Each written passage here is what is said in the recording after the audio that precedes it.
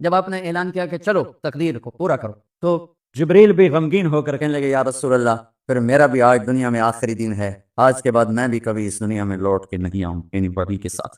آپ کی آنکھیں بند ہوئیں، حضرت عائشہ رضی اللہ تعالیٰ عنہ کی چیخ نکلی تو ساری بیگمات دوڑی دوڑی آئیں، تو آپ کی منزل پوری ہو چکی تھی، تو آپ کو لٹایا گیا اور چادر ڈال دی گئی۔ ابو بکر رضی اللہ تعالیٰ عنہ اپنی دوسری بیگم کے پاس گئے تھے عوالی، 3-4 میل، پتہ چلا تو وہاں سے گھوڑے پر وہ دوڑتے ہوئے آئے اور آ کر آپ کے ماتھے سے چہرے سے کپڑا ہٹایا اور آپ کے ماتھے پر بوسہ لیا تو آپ کے آنسو ماتھے پر گرے، کوا و نبی یا واہ خلیلا واہ صفیہ، ہائے میرا نبی، ہائے میرا دوست، ہائے میرا خلیل، ہائے میرا جگر، کہ یا رسول اللہ آج کے بعد آپ کوئی دکھ نہیں دیکھی۔ 11 ہجری میں آپ حج کے لیے تشریف لے تھے اور یہ صورت آئی 11 تاریخ کو، 11 حج کے ذوالحج، اذا جاء نصر اللہ والفتح۔ اس میں اشارہ تھا کہ میرے نبی آپ کا مشن مکمل ہو چکا ہے، اب آپ ہمارے پاس آنے کی تیاری فرمائیں۔ تو یہ جب یہ زوال سے پہلے آپ اپنے خیمے میں لیٹے ہوئے تھے، یہ آخری صورت ہے قرآن کی جنازے لو، تو آپ نکلے زوال کے بعد، آپ نے تینوں شیطانوں کو پتھر مارے، پھر آپ اپنی اونٹنی اسبا پہ سوار ہوئے اور آپ نے یہ تعریفی جملہ بولا ایھا الناس عسیٰ اللہ تلقونی بعد عامی ھذا، لوگو یہ میری تمہاری آخری ملاقات، آج کے بعد تم مجھے نہیں دیکھو۔ واپسی پر آپ نے معاذ بن جبل کو مدینے سے یمن روانہ فرمایا، تو معاذ بن جبل سے ایسی محبت تھی کہ ان کو سی آف کرنے کے لیے 7 میل پیدل چل اب کسی کو روانہ کرنے کے لیے ساتھ نہیں چلتے تھے، مسجد سے روانہ کر دیتے تھے، معاذ بن جبل کو 7 میل ساتھ چلے، اور جب آخری پوائنٹ آیا سفر کا تو کہنے لگے معاذ عسیٰ اللہ تلقانی بعد عامی ھذا، معاذ میری آخری ملاقات، وَلَعَلَّكَ تَمُرُّ بِقَبْرِي وَمَسْجِدِي ھَذَا، جب تو واپس آئے گا تو میری قبر دیکھے گا اور میری مسجد مجھے نہیں دیکھے۔ تو فبکا معاذ جشعا لفراق رسول اللہ، تو معاذ بن جبل پھوٹ پھوٹ کے رونے لگے آپ کی جدائی کا تصور کر، تو آپ کی آنکھوں میں بھی آنسو آ، تو آپ نے جلدی سے منہ یوں پھیر لیا، معاذ پیچھے ہو گئے اور آپ ادھر ہو گئے، اپنے آنسو چھپا لیے، وفرمایا معاذ ان اول الناس بی المتقون من کانوا وحیث کانوا، معاذ اس جدائی کا غم نہ کر، جو تقوی پر مرے گا وہ میرا سب سے قریب ہوگا، چاہے وہ پاکستان میں ہو چاہے افریقہ میں ہو، میرے سب سے قریب وہ ہوں گے جو تقوی والے ہوں گے، جو اللہ سے حیا کرنے والے ہوں گے۔ جب آپ واپس تشریف لائے 29 سفر، 29 محرم سفر، 29 سفر عصر کی نماز کے بعد ایک جنازہ تھا، اس جنازے کو پڑھانے کے بعد اس کو دفن کے لیے آپ جنت البقیع تشریف لے گئے، وہاں سے واپس ہونے لگے تو سر درد اٹھا اور وہ درد ایک دم بڑھنا شروع ہوا، اور اس دن باری حضرت عائشہ کے گھر کی تھی، تو آپ گھر میں تشریف لاتے لاتے درد کے ساتھ بخار، تیز بخار، تیز درد، تیز بخار، اور 14 دن 12 ربیع 29 30 2 دن یہ اور 12 دن اگلے 14 دن آپ نے بیماری دیکھی، مسلسل سر درد اور مسلسل بخار، اور روزانہ آپ جب گھر بدلتے اس کو 9 بیویاں زندہ تھیں، تو آپ پوچھتے کل کس کی باری ہے، کل کس کی باری ہے، یہ میمونہ کی ہے، اگلا دن کل کس کی باری، یہ حفصہ کی، کل کس کی باری ہے، ام سلمہ کی ہے، تو بیگمات نے اس سے سمجھا کہ اللہ کے نبی یہ چاہتے ہیں کہ میں بیماری کے دن عائشہ کے پاس گزار، ورنہ آپ کو تو خود پتہ ہے کل کس کی باری ہے، پرسوں کس کی باری ہے، ترسوں کس کی باری ہے، تو حضرت میمونہ کے گھر میں آپ تشریف فرما تھے، تو ساری باقی 8-7 بیگمات جمع ہوئیں اور انہوں نے آ کے عرض کی یا رسول اللہ جب تک آپ بیمار ہیں آپ عائشہ کے پاس آرام فرمائیں، اور جب اللہ آپ کو شفا دے دے تو پھر ہماری ترتیب کو آپ دوبارہ شروع فرما دیں، تو آپ نے سب کا شکریہ ادا کیا، عدل کی مثال کا اسلام جب دوسری شادی کی اجازت دیتا ہے تو عدل کی شرط لگاتا ہے علم تعدلوا، اگر عدل نہیں کر سکتے پھر ہی کیا عدل، اور آپ نے فرمایا جس نے دوسری شادی کی اور عدل نہ کیا کتنی مرضی عبادت کر کے آیا تو قیامت کے دن آدھا حصہ اس کا فالق زدہ ہوگا، ایک سائیڈ اس کی فالق زدہ ہوگی، کتنے ہی مراقبے کر کے کتنی ہی نمازیں پڑھ کے آیا ہو، انصاف نہیں کیا تو پورا آدھا حصہ فالج کی پکڑ میں ہوگا۔ جب سب بیگمات نے یہ کہہ دیا کہ آپ وہاں گزاریں تو آپ نے شکریہ ادا کیا، علی اور عباس کو بلایا، ان کے کندھوں پہ آپ نے یوں ہاتھ رکھے اور آپ کے پاؤں یوں زمین پہ لگ رہے، آپ پورا پاؤں نہیں لگا پا رہے تھے کمزوری سے، یہ پوزیشن اس طرح، اور یہ پیر کا دن تھا، آپ حضرت عائشہ کے گھر میں داخل ہوئے اور اگلے پیر کو حضرت عائشہ کے گھر میں آپ اپنے اللہ کے پاس چلے، آخری ہفتہ آپ نے حضرت عائشہ کے گھر میں گزارا، صحابہ ملاقات کے لیے حاضر ہوئے تو آپ ان کو دیکھ کے رونے لگے اور فرمایا کہ میں تمہیں اللہ کے سپرد کرتا ہوں، اللہ تمہاری حفاظت کرے، اللہ تمہارا ساتھی ہو، آواکم اللہ حفظکم اللہ نصرکم اللہ، بہت دعائیں دی۔ تو عبداللہ بن مسعود رضی اللہ تعالیٰ عنہ نے پوچھا یا رسول اللہ لگتا ہے جیسے جانے کا وقت ہے تو آپ کو غسل کون دے گا؟ آپ نے فرمایا میرے اہل بیت۔ آپ کو کفن کون دے گا؟ کہ میرے اہل بیت۔ آپ کا جنازہ کون پڑھے گا؟ تو آپ رونے لگے، تو آپ نے فرمایا جب تم مجھے غسل دے دو تو سب نکل جانا، سب سے پہلے میرے 2 وزیر جبریل و میکائیل آئیں گے اور وہ میرے اوپر درود و سلام پڑھی۔ ہمارے نبی کا جنازہ ایسے نہیں ہوا اللہ اکبر اور پیچھے صفیں، آپ کی چارپائی کے پاس آ کر صحابہ کھڑے ہو جاتے، وہ میں ابھی بتاتا ہوں، تو آپ نے فرمایا سب سے پہلے جبریل و میکائیل آ کر میرے اوپر درود و سلام پڑھیں گے، پھر اس کے بعد ساتوں آسمان کے فرشتے باری باری آئیں گے. جب وہ چلے جائیں گے تو پھر سب سے پہلے میرے خاندان، میرے اہل بیت کے مرد آ کر میرے اوپر سلام پڑھیں گے، پھر ان کی خواتین آ کر سلام پڑھیں گی، پھر ان کے بچے آئیں گے، پھر ان کے نوکر اور نوکرانی آئیں گی، اس کے بعد مہاجرین مکے کے قریش آئیں گے، اس کے بعد ان کی عورتیں آئیں گی، ان کے بچے آئیں گے، ان کے نوکر اور نوکرانی آئیں گی، اس کے بعد مدینہ والے آئیں گے، پھر مدینے کی خواتین آئیں گی، پھر ان کے نوکر نوکرانی آئیں گے، اور اس کے بعد مجھے تم اللہ کے سپرد کر دینا. اور پھر آپ نے ایک عجب بات فرمائی جو کسی نبی نے نہیں فرمائی، فرمایا کہ میرے بعد میری آنے والی امت کو میرا سلام کہے، اور انہیں کہنا کہ ان کے بعد جو آئیں ان کو بھی میرا سلام کہے. اور اس طرح میرے سلام کو قیامت تک اللہ کے نبی نے پہنچایا کہ ہر آنے والی امت، ہر آنے والی نسل، اگلی نسل کو اس نبی کا سلام پہنچائے. آپ کے جانے میں 5 دن باقی تھے تو آپ نے فرمایا مجھے 7 کنوؤں کے پانی سے غسل کرواؤ. تو 7 کنوؤں سے پانی لایا گیا مشکیزوں میں بھر کے. تو حضرت عائشہ کے گھر میں کوئی ایسا ٹب نہیں تھا جس میں بیٹھ کے وہ آپ نہا سکتے، تو حضرت حفصہ کے گھر سے ٹب منگوایا گیا. آپ اس میں بیٹھے، تہمت باندھا ہوا تھا، کرتا اتارا، اور آپ پر 7 کنوؤں کا پانی ڈالا گیا، تھوڑا تھوڑا تھوڑا تھوڑا تھوڑا تھوڑا. تو اس سے بخار کی شدت کم ہوئی، اور آپ سر درد کی وجہ سے آپ نے ایسے پٹی باندھی سرخ رنگ کی. اور اس کے بعد حضرت علی اور فضل بن عباس کے کندھوں کا آسرا لے کر آپ مسجد میں تشریف لائے، اور آپ ممبر پر بیٹھے، اور آپ نے فرمایا لوگوں میرے جانے کا وقت آ چکا ہے. میں نے کسی پر زیادتی کی ہو، کسی کو تھپڑ مارا ہو، کسی کو چھڑی ماری ہو، کسی کا حق دبایا ہو، تو میں اپنی جان کے ساتھ، مال کے ساتھ حاضر ہوں. مجھ سے یہی بدلہ لے لو، آخرت میں میرے خلاف کوئی دعویٰ نہ کر. میں آخرت کے حساب کو برداشت نہیں کر سکتا. جن کی تو فعل لوگوں کا حساب معاف ہوگا، جن کی تو فعل، جن کی شفاعت پر لوگ بے حساب جنت میں جائیں گے، وہ روتے ہوئے فرما رہے ہیں کہ میں آخرت کے حساب کو نہیں دے سکتا. تو سارے صحابہ رونے لگے، لیکن آپ اپنی بات کو دہراتے رہے، کوئی بھی نہیں اٹھا. تو آپ نے ظہر کی نماز پڑھائی، ظہر کے بعد پھر ممبر پر آئے اور فرمایا کہ لوگوں یہیں مجھ سے حساب کتاب کر لو، آگے نہ کرنا. بتاؤ میں نے کسی کا کوئی حق دینا؟ ایک صحابی کھڑے ہو، یا رسول اللہ آپ نے میرے 3 روپے دینے ہیں، 3 درہم. تو آپ نے فرمایا دینے ہوں گے کہ ضرور، پر مجھے یاد نہیں، بتاؤ گے کس طرح دینے؟ کہ یا رسول اللہ آپ کے پاس سائل آیا تھا، آپ سے مانگا، آپ کے پاس تھے نہیں، تو آپ نے مجھ سے کہا تیرے پاس کچھ ہیں؟ تو میرے پاس 3 درہم تھے، تو آپ نے فرمایا تو دے دے، میں بعد میں ادا کر دوں گا. تو ہاں یاد آ گیا. تو میرے گھر کے نبی میں، میرے نبی کے گھر میں تو تیل نہیں تھا ایک چھٹانگ جس سے چراغ جلتا، پیسہ کہاں سے آتا؟ تو آپ کے سامنے آپ کے کزن فضل بن عباس کھڑے تھے. آپ نے فرمایا فضل میرا قرضہ ذمہ لیتے ہو؟ جن کے لیے کائنات سجائی گئی، جنت کی چابیاں جن کو پکڑائیں گے، جاتے ہوئے 3 روپے دینے کی ہمت نہیں. تو فضل میرا قرضہ ذمہ لیتے؟ کہ جی یا رسول میں اپنے ذمہ لیتا. کہ اس سے لے لینا. آپ گھر تشریف لے گئے، نماز کے لیے آتے تھے، پڑھاتے تھے. جمعرات کو عشاء کی نماز پڑھانے کے لیے اٹھے، اٹھ نہیں سکے، گر گئے. پھر اٹھنے لگے، اٹھ نہیں سکے، گر گئے. پھر اٹھنے لگے، اٹھ نہیں سکے. تو آپ نے فرمایا ابو بکر سے کہو نماز پڑھائے، عشاء کی نماز. ابو بکر ذرا پیچھے کھڑے تھے، عمر آگے کھڑے تھے. تو لوگوں نے کہا نماز ہی پڑھاؤ، نہیں کوئی پڑھا دے. تو انہوں نے حضرت عمر کو آگے کیا، انہوں نے کہا اللہ اکبر. جب حضرت عمر کی تکبیر سنی تو آپ نے اندر سے زور سے فرمایا عمر کو پیچھے کرو، ابو بکر کو آگے کرو.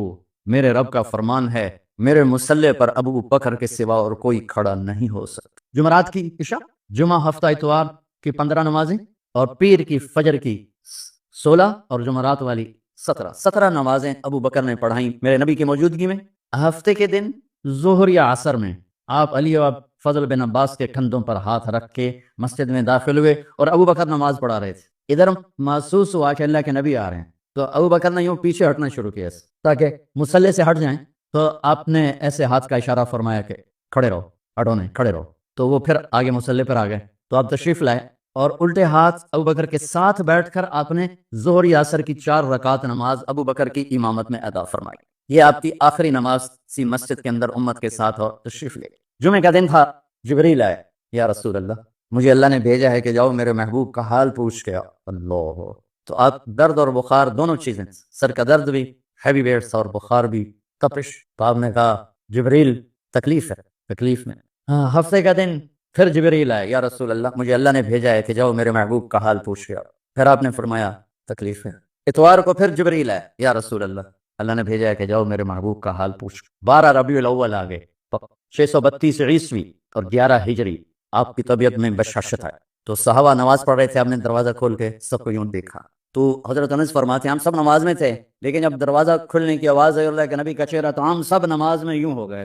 نماز کے اندر ہی سارے اللہ کے نبی کو دیکھنا شروع کر دی، بھول ہی گئے کہ نماز پڑھ رہے ہیں، ایسے گم ہو گئے آپ میں. تو آپ نے جلدی سے دروازہ بند فرما دیا. یہ آپ کی آخری زیارت تھی اپنی امت کے لیے. اس کے بعد آپ اپنے اللہ کی طرف کا سفر شروع کیا. تو اشراق کے بعد آپ نے اپنی بیگمات کو بلایا، ان کو بتایا نہیں کہ میں آج جا رہا ہوں. سب سے ملے، سب کو الوداع کیا اور انہیں بھیجا۔ اس کے بعد آپ نے حضرت فاطمہ کو بلایا، جنت کی عورتوں کی سردار، سب سے زیادہ محبوب بیٹی، سب سے زیادہ جگر کا ٹکڑا، دل کا ٹکڑا کا، جس نے فاطمہ کو دکھ دیا مجھے دکھ، جس نے اسے سکھ دیا مجھے سکھ دیا۔ ہاں، ان کو قریب کا، بیٹی قریب ہو، تو ان کے کان میں کہا میں جا رہا۔ وہ رونے لگی، سامنے نا رو نہیں، چند دنوں کے بعد تیری میری ملاقات ہو جائے گی سب سے پہلے۔ تو 6 ماہ بعد حضرت فاطمہ کا بھی 24 سال کی عمر میں یا 25 سال کی عمر میں انتقال ہو گیا۔ ان کو رخصت فرمایا، پھر آپ نے داماد مولا علی کو بلایا، ان کا سر اپنی گود میں رکھا اور ان کے سر پہ اور کمر پہ ہاتھ پھیرتے رہے اور ان کو دعائیں دیتے رہے، آہستہ آہستہ۔ آواز اونچی نہیں تھی، پست آواز سے، اور یوں سر پہ کمر پہ، سر پہ کمر پر دعائیں دے رہے ہیں۔ ان کو رخصت فرمایا، آخر میں اپنے جگر کے ٹکڑے حسن اور حسین کو بلایا۔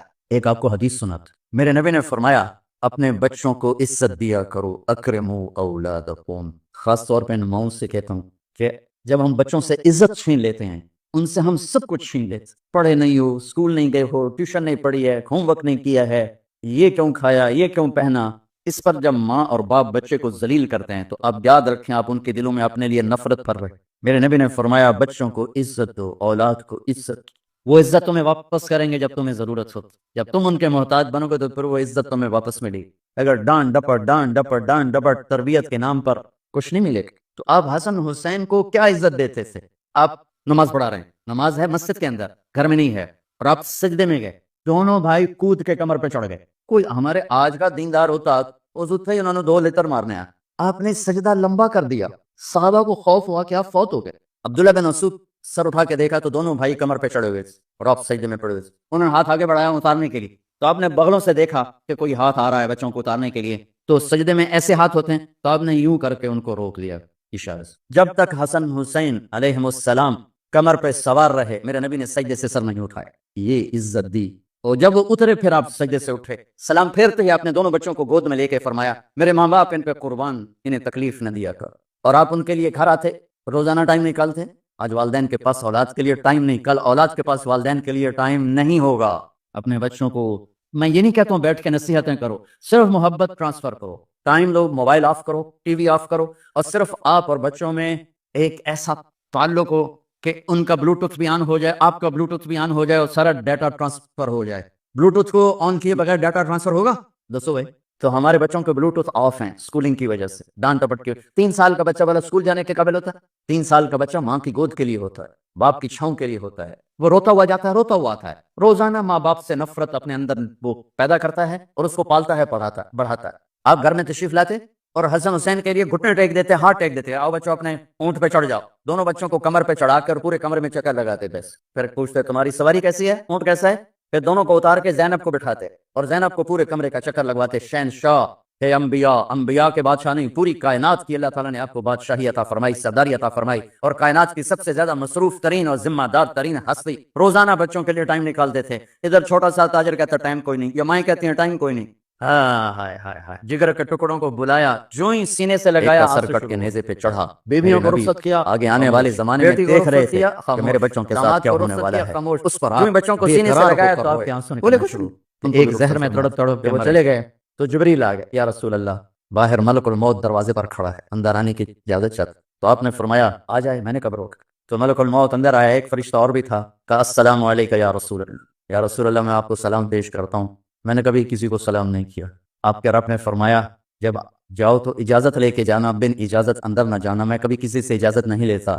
اللہ تعالیٰ نے فرمایا آنا چاہیں تو لے آنا، رہنا چاہیں تو چھوڑ کے آ جانا، یہ اختیار اللہ نے کبھی کسی کو نہیں دیا، آپ پہلی اور آخری ہستی۔ تو آپ نے فرمایا اگر میں اجازت دے دوں تو میری جان نکالو گے؟ تو اللہ کے امر کا پابند۔ تو آپ نے جبریل سے پوچھا کیا کہتے ہو، تم کیا کہتے ہو؟ جبریل نے کہا یا رسول اللہ آپ کی ملاقات کے شوق، میرے بھائی بہنوں اللہ سے یہ دعا کیا کرو کہ اللہ ایسی موت دے جب جانے کا وقت ہے تو ہماری ملاقات کے شوق۔ ایک صحابی کا انتقال ہوا، آپ نے ان کی قبر پہ جا کے یہ دعا کی، یا اللہ طلحہ جب تیری بارگاہ میں پیش ہو تو اسے دیکھ کے مسکرائے، یہ تجھے دیکھ کے مسکرائے، سارے دکھ درد دور ہو جائیں۔ تو جبریل بولے یا رسول اللہ آپ کی ملاقات کا شوق۔ آپ نے فرمایا جاؤ اللہ سے پوچھ کے آؤ میرے بعد میری امت کے ساتھ کیا کرے گا، جاؤ پوچھ کے آؤ حسن حسین کے ساتھ کیا کرے گا۔ یہ پوچھنا، ہر کوئی اپنے بچوں کو یاد کرتا، مرنے والے بچوں کو یاد کرتا، بچے میلاد۔ میرے والد اچانک ہارٹ اٹیک میں فوت ہو گئے تو ہماری بہنیں موجود نہیں تھیں، میری 2 بہنیں، تو میرے والد بار بار کہتے میری دھیاں میں ملا دے، میری دھیاں میں ملا دے، اور میرے نبی نے کہا میری امت کا مجھے بتاؤ پہلے کیا کرو۔ حسن حسین کا نہیں کہا، جن کو ذبح ہوتے بھی دیکھ، زہر میں تڑپتے بھی دیکھ۔ واہ یا رسول اللہ، آپ نے کیا وفا کی اور ہم نے کیا صلت، سارے خنجر انہی کے سینے میں اتار دیے، ہر تیر کھینچ کے آپ کے جگر کے پار کیا، ہر نافرمانی کا ٹھیکہ لے لیا۔